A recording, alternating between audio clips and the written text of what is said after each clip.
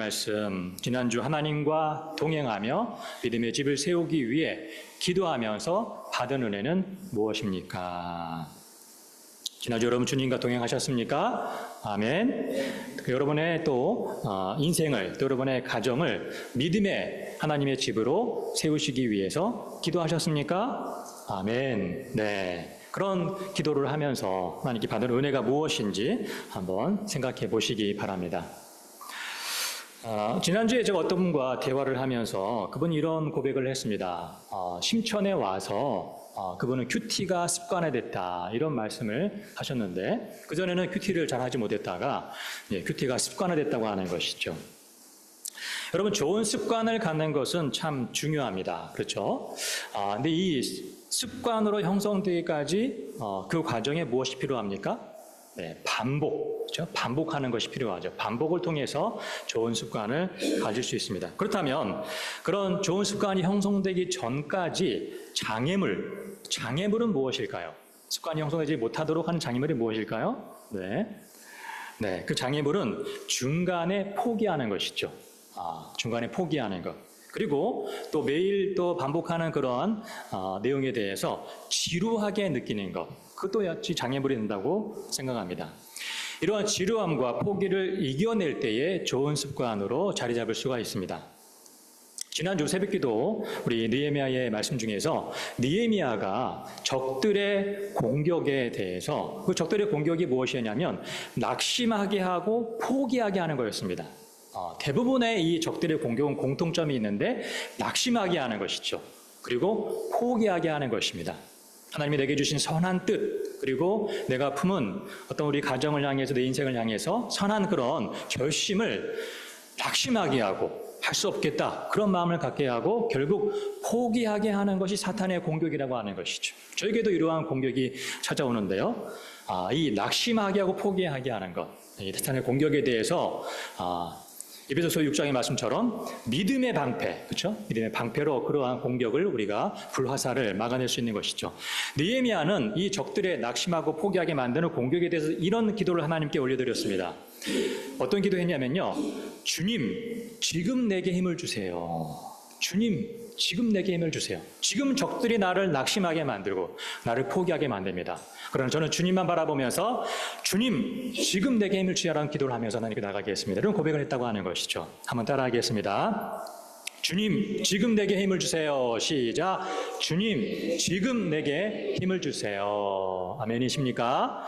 아멘. 여러분, 새로운 한 주 우리가 이 신앙의 좋은 습관을 형성하기 위해서 우리 익투스 153 경건생활과 또 믿음의 집을 세우는 5기둥의 그 말씀들을 실천해 보시고 또 새벽기도회와 집중금요기도회 참석을 여러분 이번 한 주간 또 결심해 보시기를 바랍니다. 오늘 하나님께서 우리에게 주시는 말씀은 우리 구약성경 725페이지 나와 있는 느헤미야서 1장 1에서 5절입니다.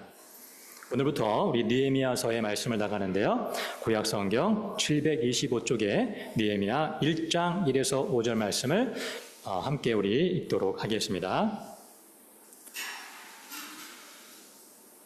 자, 함께 말씀 읽습니다. 시작. 하가랴의 아들 느헤미야의 말이라. 아닥사스다 왕 제20년 기슬루월에 내가 수상궁에 있는데 내 형제들 가운데 하나인 하나니가 두어 사람과 함께 유다에서 내게 이르렀기로 내가 그 사로잡힘을 면하고 남아있는 유다와 예루살렘 사람들의 형편을 물은즉 그들이 내게 이르되 사로잡힘을 면하고 남아있는 자들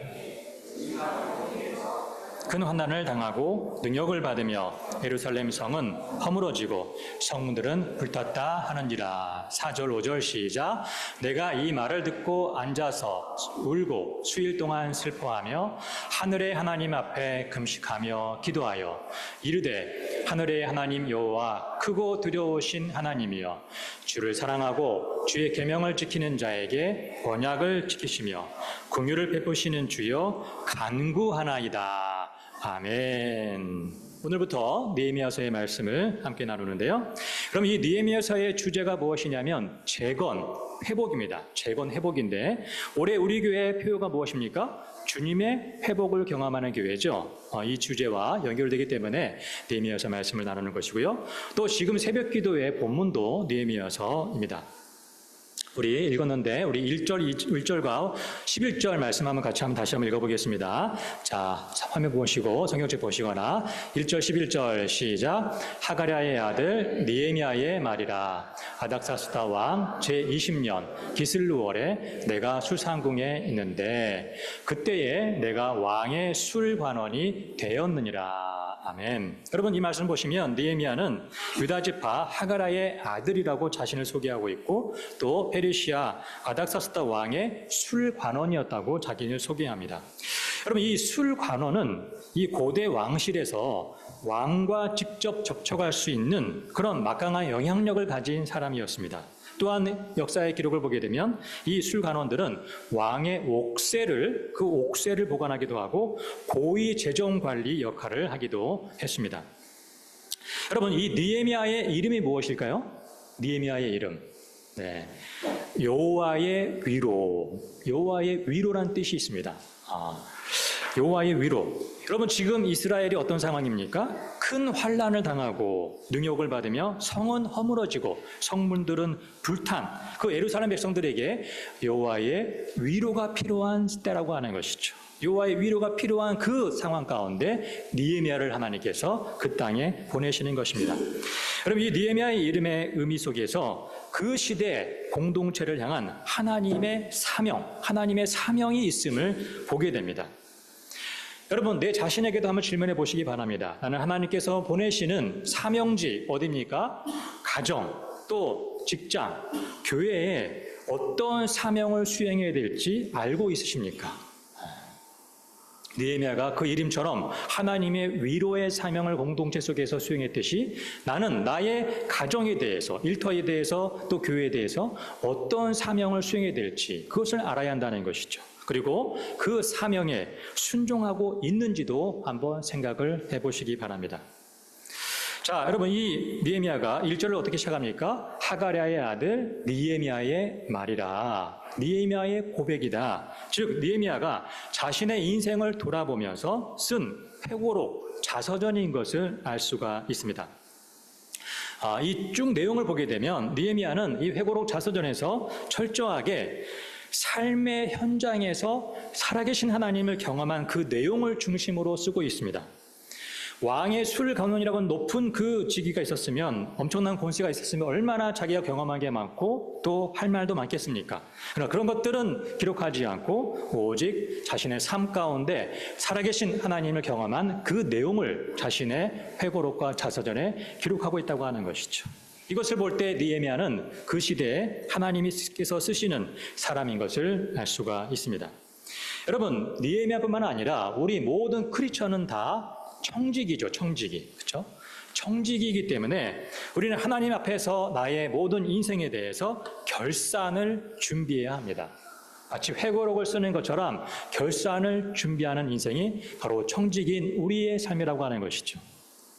나의 회고록 자서전에는 어떤 내용을 기록할까를 한번 생각해 보시기 바랍니다. 현재는 과거의 결과죠. 과거가 이제 쌓여서 이루어진 결과고 또 앞으로의 미래는 현재가 쌓여서 이루어진 결과라고는 말이 있습니다. 좋아, 여러분이 지금부터 이 자서전 회고록의 내용을 준비하는 착하고 충성된 청지기가 되기를 소망합니다. 아멘. 오늘 말씀에 이 시대적인 배경을 간단히 말씀드리겠는데요. 1절 보시면 이 아닥사스다 왕 20년 기슬루월이라고 나와 있죠. 이 아닥사스다 왕은 에스더를 왕비로 삼은 페르시아 아하수에로 왕의 아들이 바로 아닥사스다 왕입니다. 그리고 기슬루월은 9월을 가리키고요. 수상궁은 페르시아 왕들이 계절마다 옮겨서 거주하던 수도 중에 하나였습니다. 여러분 이 구약 성경 창세기부터 말라기까지 이 구약 시대를 이렇게 시대 구분을 이렇게 할 수 있는데 창조 시대 그리고 족장 시대 아브라함과 같은 족장 시대 그리고 이제 출애굽해서 광야를 생활했던 광야 시대 그리고 사사 시대 통일왕국 시대 다윗이 세웠던 통일왕국 시대 그리고 분열의 왕국 시대 그리고 포로 시대 포로 귀환 시대로 구약 성경을 나눌 수가 있는데 느헤미야서는 어디에 해당이 될까요? 제일 마지막 포로 귀환 시대에 해당되는 것이 느헤미야입니다. 구약 시대 가운데 이 마지막 시대적인 배경으로 한다는 것을 여러분 이해하시면 좋겠습니다. 자, 우리 2절, 3절로 가겠습니다. 2절, 3절 같이 읽어보겠습니다. 시작. 내 형제들 가운데 하나인 하나니가 두어 사람과 함께 유다에서 내게 이르렀기로 내가 그 사로잡힘을 면하고 남아있는 유다와 예루살렘 사람들의 형편을 물은즉 그들이 내게 이르되 사로잡힘을 면하고 남아있는 자들이 그 지방 거기에서 큰 환난을 당하고 능욕을 받으며 예루살렘 성은 허물어지고 성문들은 불탔다 하는지라. 아멘. 느헤미야는 형제 하나니로부터 예루살렘의 형편을 들었습니다.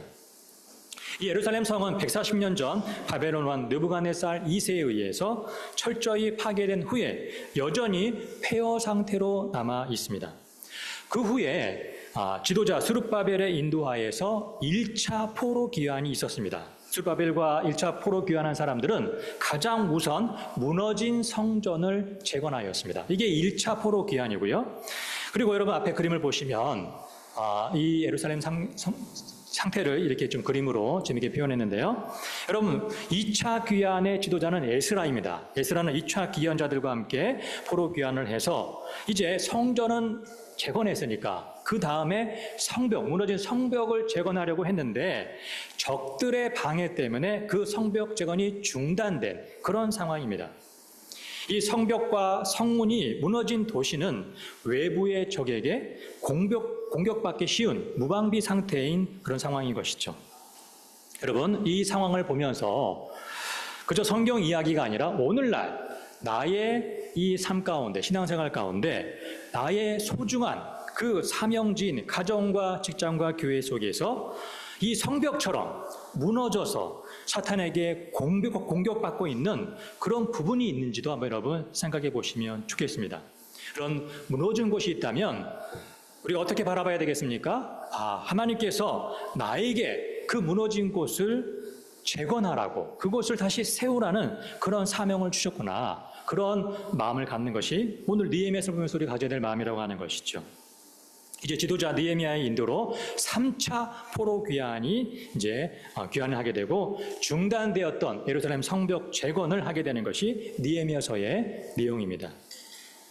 자, 이제 4절 말씀 보겠습니다. 4절 함께 읽습니다. 내가 이 말을 듣고 앉아서 울고 수일 동안 슬퍼하며 하늘의 하나님 앞에 금식하며 기도하여. 느헤미야는 고향 땅이자 하나님의 성전이 있는 예루살렘이 폐허가 되어 있다는 소식을 듣고 울면서 며칠 동안 슬퍼하며 금식하며 기도하는 반응을 하였습니다.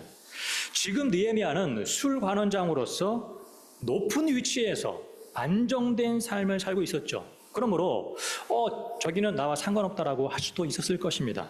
하지만 느헤미야는 그렇게 하지 않고 민족의 시련을 자신의 그 고통으로 받아들였습니다.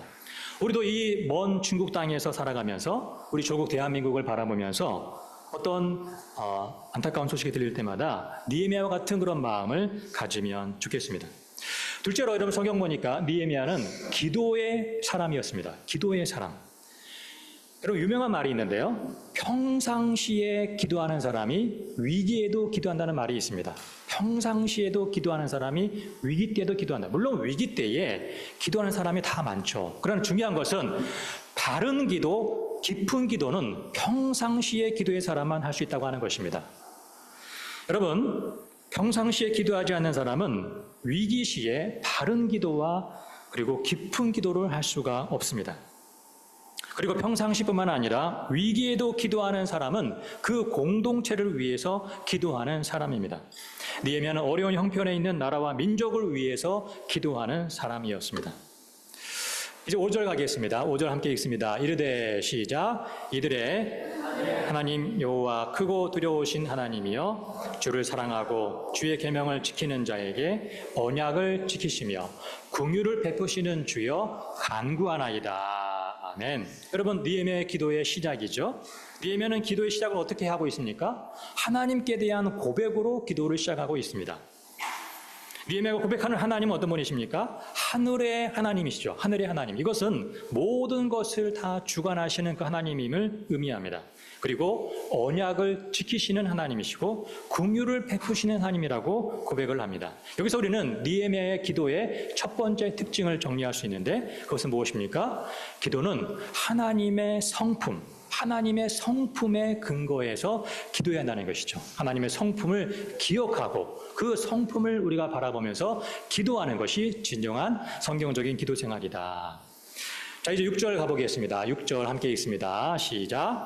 이제 종이 주의 종들인 이스라엘 자손을 위하여 주야로 기도하오며 주께 범죄한 죄들을 자복하오니 주는 귀를 기울이시며 눈을 여시사 종의 기도를 들으시옵소서. 나와 내 아버지의 집이 범죄하여. 제 말씀 잘 보시기 바랍니다. 느헤미야는 기도를 들으시는 하나님에 대한 고백을 하고 그 이후에 어떤 기도를 합니까? 주께 범죄했습니다. 즉 회개 기도를 그 다음에 하고 있습니다. 유다와 이스라엘이 멸망한 이유가 이스라엘 백성들의 바로 범죄 때문이라고 회개 기도를 이어갑니다. 여기서 우리는 우리의 현실적인 문제 앞에서 남 탓을 하거나 비난하는 그런 반응을 하지 않고 먼저 회개하는 그런 바른 신앙의 모습을 볼 수 있다고 하는 것이죠.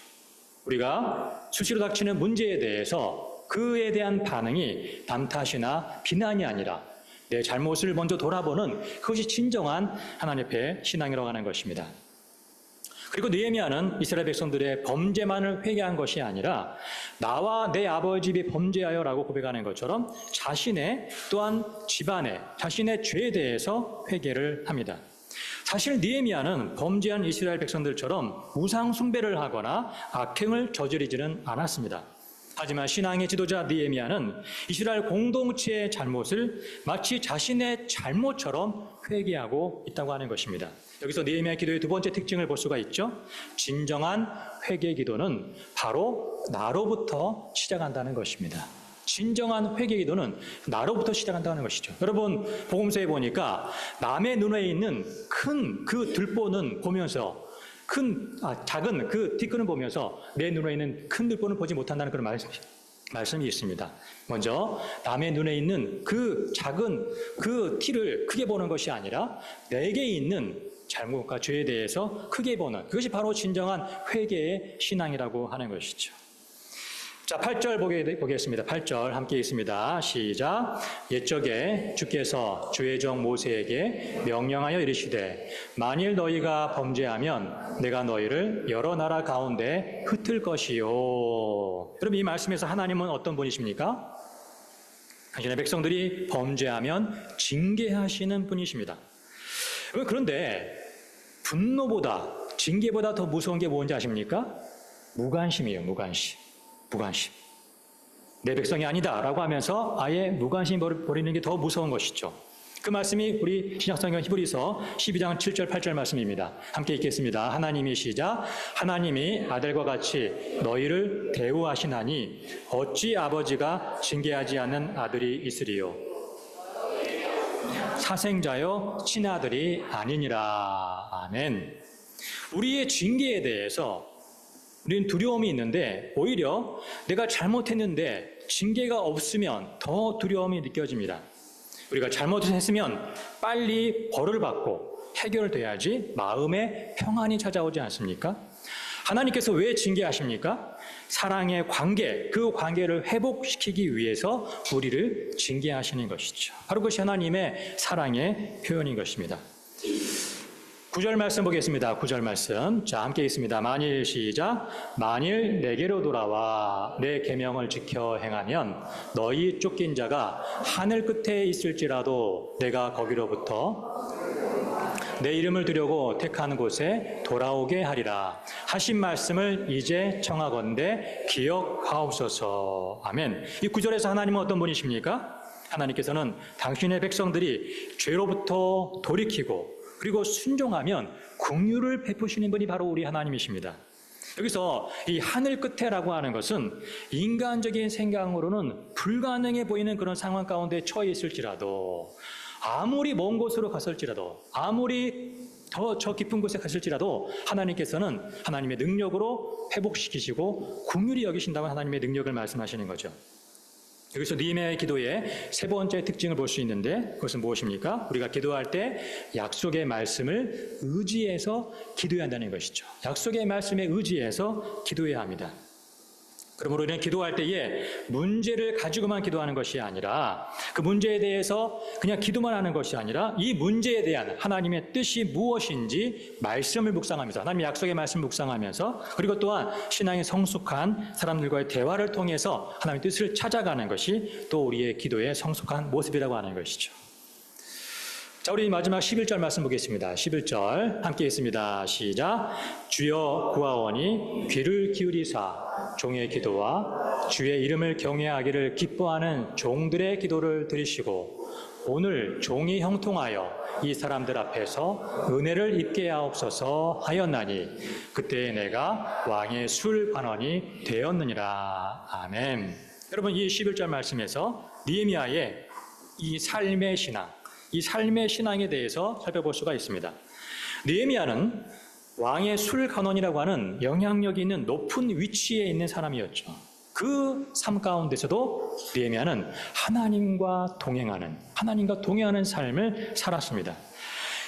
여러분, 느헤미야는 영향력이 있는 높은 위치가 인생의 목적이 아니었다고 하는 것입니다. 하나님과 동행함이 느헤미야의 인생의 목적이었습니다. 여러분, 분명히 기억하시기 바랍니다. 하나님과 동행할 때만 하나님의 역사를 경험하는 간증이 있습니다. 하나님과 동행하지 않으면 하나님의 역사를 경험할 수 없다고 하는 것이죠. 특별히 우리가 가장 많은 시간을 보내는 일상과 또 일터와 가정의 삶에서 하나님과 동행할 때에 풍성한 간증을 경험할 수가 있습니다. 또한 느헤미야는 삶에서 분명한 기도 제목이 있는 사람이었습니다. 분명하고 구체적인 기도 제목이 있을 때에 응답도 구체적으로 우리가 받을 수가 있는 것입니다. 마지막으로 제가 최근에 인터넷에서 본 사진 하나를 보여드리겠는데 굉장히 감동을 준 사진이었습니다. 한번 보실까요? 자, 어떤 아빠가 일을 하는데 굉장히 높은 곳에서 위험한 일을 하는 거죠. 그렇죠? 네. 근데 여러분, 사진을 잘 보시면 이 아빠가 등에 뭘 달고 있습니까? 네, 날개를 달고 있어요. 사랑하는 딸이 아빠가 높은 곳에서 위험한 일을 한다는 것을 알고 날개를 달아준 거예요. 날개를. 아빠 떨어지지 말라고. 그렇죠? 여러분, 이 딸이 선물해준 이 날개를 아빠는 달고 3개월 동안 계속해서 일을 했다고 합니다. 이 사랑하는 딸의 선물이 아빠에게도 위로가 되었겠지만 이 장면을 바라보는 동료들에게도 위로가 되었다고 합니다. 여러분도 위로가 되지 않습니까? 그 사랑과 위로가 느껴지죠. 우리는 다 위로가 필요한 사람들입니다. 저도 위로가 필요합니다. 저를 위해서 사랑으로 기도해 주시면 감사하겠습니다. 특별히 크리스천으로서 우리가 어떻게 이러한 귀한 위로의 사명을 감당할 수 있겠습니까? 오늘 느헤미야서의 말씀처럼 하나님의 마음으로, 사랑의 마음으로 우리가 기도해 주는 것입니다. 여러분, 우리가 집중기도회 때 제가 드렸던 말씀인데 지금 우리가 기도해야 될 중요한 분명한 기도 제목을 마지막으로 말씀드리고 오늘 말씀 마무리하겠습니다. 여러분, 우리가 다 심장이 있죠. 심장이 뛰지 않으면 죽습니다. 이 심장의 박동에 따라서 맥박이 주기적으로 뛰지 않습니까? 그렇죠? 이 심장과 맥박이 연결되어 있는 것이죠. 우리의 신앙생활 가운데 그리스도의 심장이 내 심장 가운데 있다면 맥박이 주기로 뛰듯이 기도가 살아있어야 한다는 것입니다. 심장과 맥박이 연결되듯이 그리스도의 심장과 기도는 연결되어 있다고 하는 것입니다. 그래서 여러분, 데살로니가전서 우리 5장 17절 말씀 아주 잘 아는 말씀이죠. 함께 읽어보겠습니다. 시작. 쉬지 말고 기도하라. 마치 심장이 뛰고 맥박이 계속 뛰는 것처럼 심장이 멈추면 죽는 것처럼 계속해서 우리가 하나님과 기도로 연결되어 있어야 한다는 말씀입니다. 심장이 뛰지 않고 멈추면 죽습니다. 마찬가지로 기도하지 않는 성도는 죽는다고 하는 것입니다. 그리고 기도하지 않는 교회는 죽습니다. 그리고 기도하지 않는 성도는 하나님의 평강을 점차 상실하게 됩니다. 또한 기도하지 않는 성도는 구원의 기쁨도 점차 잃어버리게 됩니다. 더 심각한 것은 무엇인지 아십니까? 기도하지 않기 때문에 내가 하나님의 평강을 잃어버린 것도, 구원의 기쁨을 잃어버린 것도 인식하지 못하고 살아간다는 것이죠. 여러분, 솔직하게 여러분의 마음 가운데 물어보시기 바랍니다. 나는 지금, 과거가 아니죠. 지금 하나님의 평강을 내가 경험하고 있는가? 구원의 기쁨이 내 마음 가운데 경험되고 있는가? 우리는 무엇보다 내 영혼을 돌보아야 됩니다. 여러분, 우리는 무엇보다 내 영혼을 돌보는 사람이 되어야 됩니다. 잃어버린 하나님의 평강과 구원의 기쁨을 회복하는 길은 기도 외에는 없습니다. 하나님과의 연결이기 때문이죠.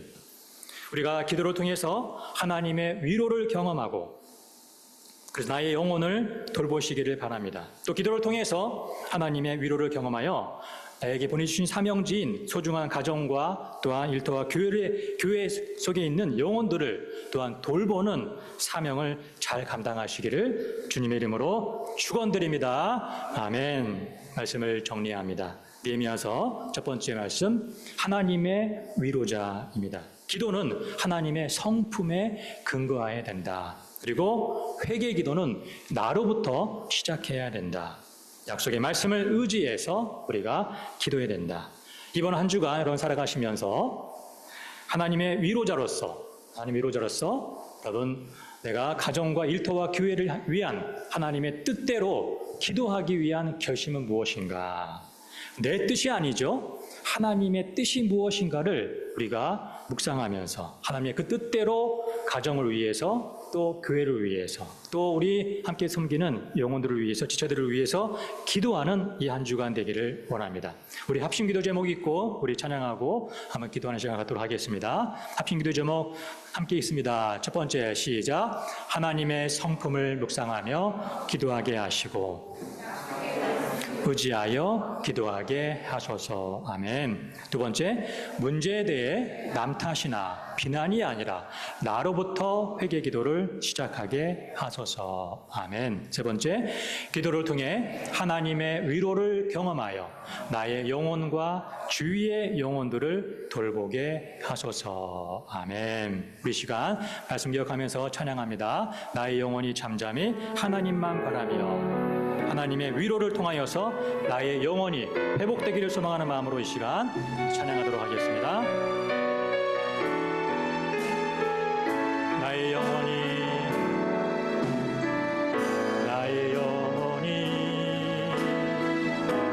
잠잠히 하나님만 바라며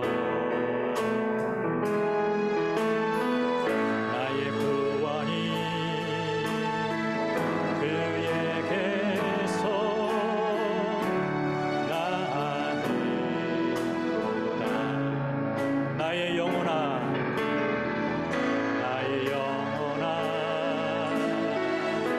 잠잠히 하나님만 바라라.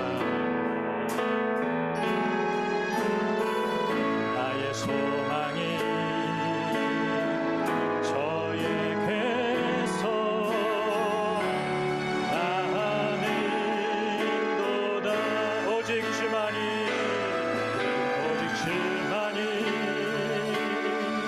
나의 반석, 나의 구원이시니. 오직 주만이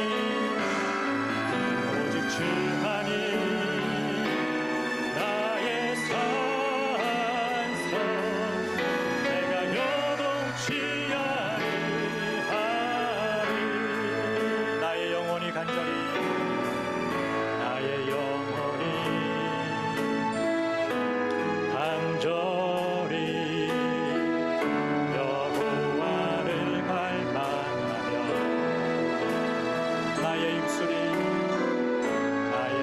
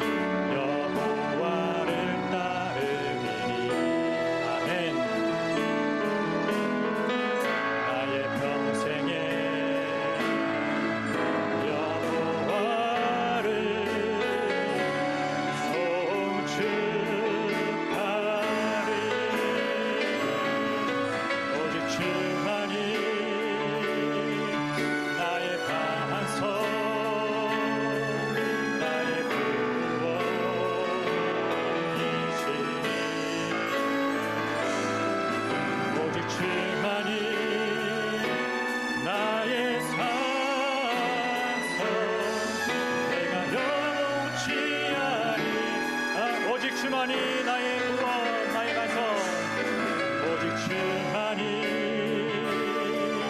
나의 반석, 나의 구원이시니 오직 주만이 나의 산성,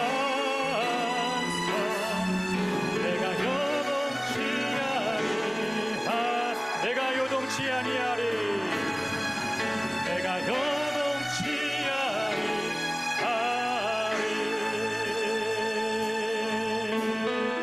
나의 영혼을 돌보시는 하나님 아버지, 내가 주님 안에서 결코 낙심하지 아니하며 포기하지 않겠습니다. 요동치 않겠습니다. 우리 시간 말씀 기억하면서 또 찬양 고백을 기억하면서 간절히 은혜 구하면서 다 같이 한번 합심하게 동성으로 기도하겠습니다. 기도합니다. 주님 감사합니다. 주여, 이 시간 주님 앞에서 약속의 말씀을 의지해서 하나님의 귀한 성품을 붙잡고 아버지 다신 믿음으로 고백하기 원합니다. 제가 낙심하지 않고 포기하지 않겠습니다. 요동하지 않겠습니다. 주여 붙들어 주시옵소서. 나의 영혼을 돌봐 주시기 원합니다. 나의 영혼을 위로해 주시기 원합니다. 하나님의 위로하심을 받고 내 영혼이 회복되어서 주님, 마치 주님 그리스도의 심장을 가진 자로서 주님, 우리가 매일 주님과 기도 생활을 통하여서 그 교제를 누리게 하여 주시옵소서. 오직 주님의 그 아버지 하나님의 은혜 안에서 우리가 하나님의 놀라운 평강과 구원의 기쁨을 회복하게 하여 주시기를 간절히 소망하고 기도합니다. 주여, 우리 눈 속에 있는 그 주의 크기 얼마나 큰지를 바라보게 하여 주시옵소서. 남의 눈에 있는 아버지 그 작은 죄들을 바라보면서 비난하고 주여 난 탓하는 것이 아니라 주여, 내가 먼저 주 앞에 회개하는 심령으로 주 앞에 설 때에 내 영혼을 회복시켜 주시고 내 영혼을 주여 돌보아 주시기를 간절히 원하고 기도합니다. 그럴 때에 내 영혼이 회복되어서 우리 가정의 영혼들을 돌볼 수가 있으며 아주 자녀들을 돌볼 수가 있으며 또 교회의 지체들을 우리가 사랑으로 돌볼 수가 있음을 고백합니다. 내 영혼이 다시 주 앞에서 고백합니다. 절대로 우리가 주의 힘을 공급하여서 낙심하거나 포기하지 않겠습니다. 요동하지 않겠습니다. 나의 단성이 되어 주심을 찬양합니다. 붙잡아 주시고 역사하여 주시옵소서. 응답하여 주시옵소서.